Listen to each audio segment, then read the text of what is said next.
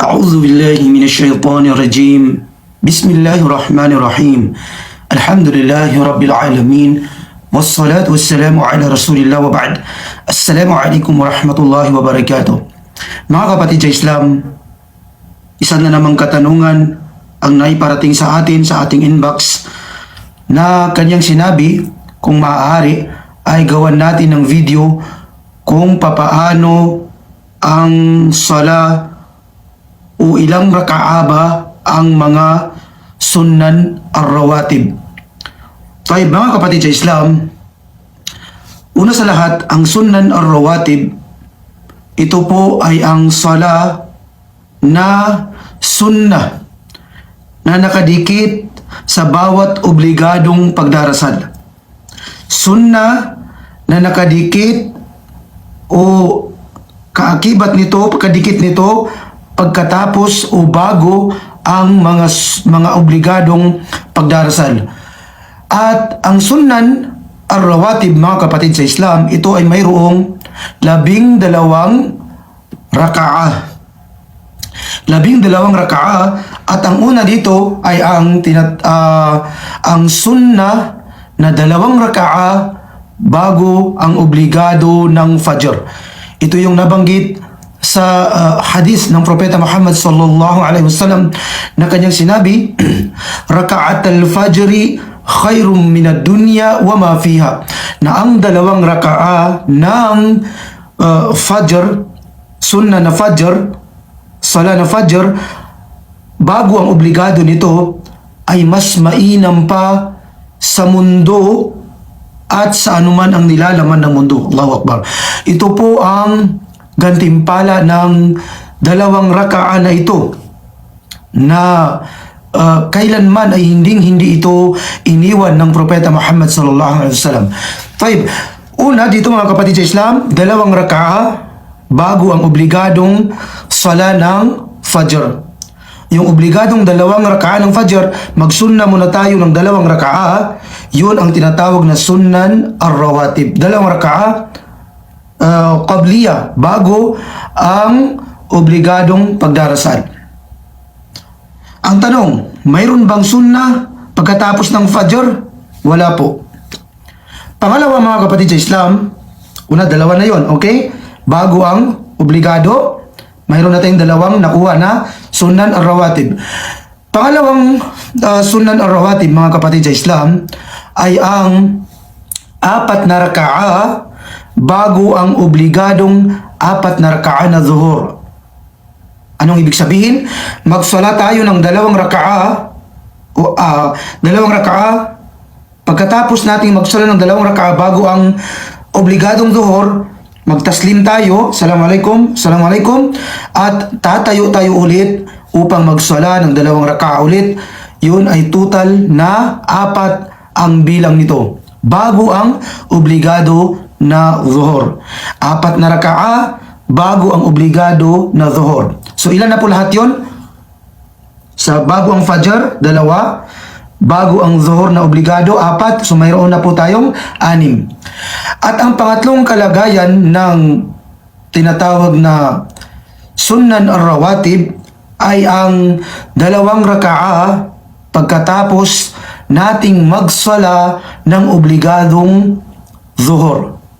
Pagkatapos nating magsala ng mga obligadong pagdarasal ng zuhur, tayo ay magsasala ulit ng 2 raka'a na tinatawag na sunnan ar-rawatib. Ito ay nakadikit sa tinatawag na mga obligadong pagdarasal. So ilan na po lahat yun? Mayroon na po tayong 2, 4, 6, 8. Mayroon na po tayong 8. So nakuha na natin ang 4 bago ang zuhur at 2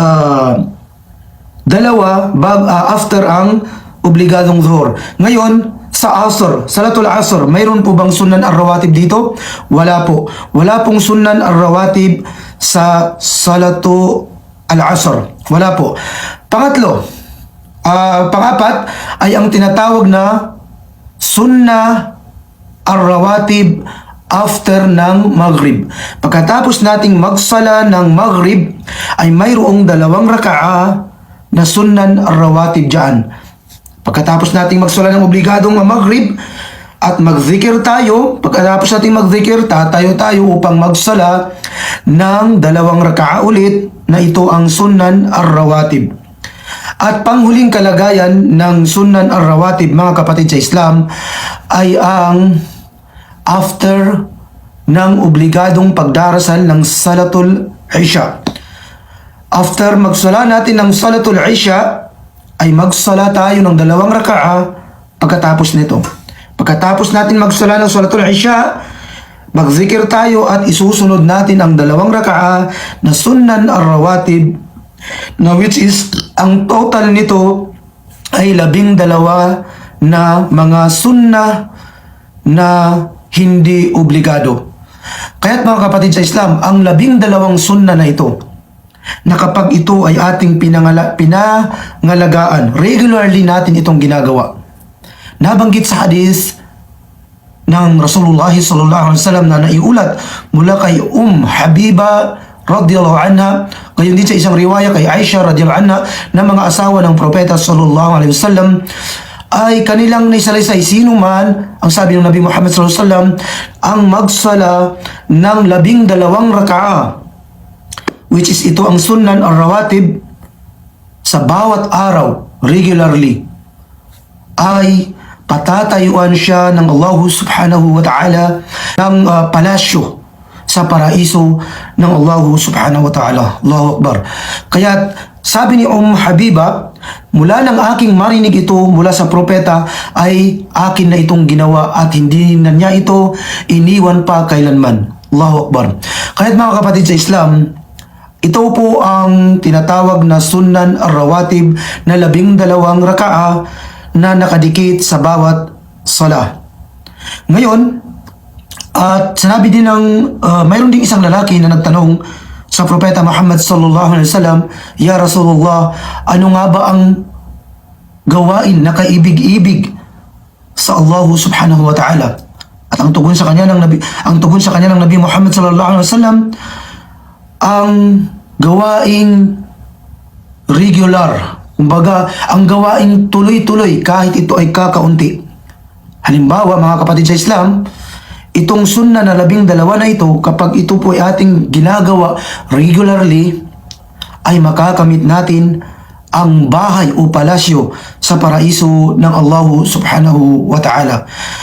Inulit po natin, ang sunan ar-rawatib ay 12 raka'a, at balikan na lamang ang video na ating naibahagi sa sino mang hindi pa nakaabot sa video ito.